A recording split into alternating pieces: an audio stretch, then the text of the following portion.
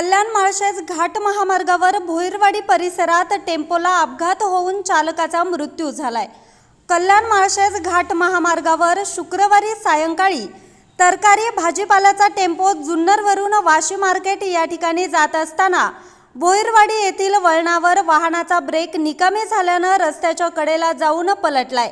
या अपघातात चालक दिनेश जनार्दन चिलप वय वर्ष 37 काटेडे येणेरे जुन्नर याचा जागीच मृत्यू झालाय। अपघाताची माहिती टोकावडे पोलीस ठाण्यात नोंद करण्यात आली आहे।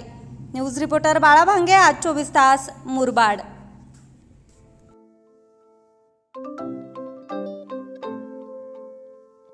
नवनवीन आणि ताज्या घडामोडींसाठी आज 24 तास सबस्क्राइब करा।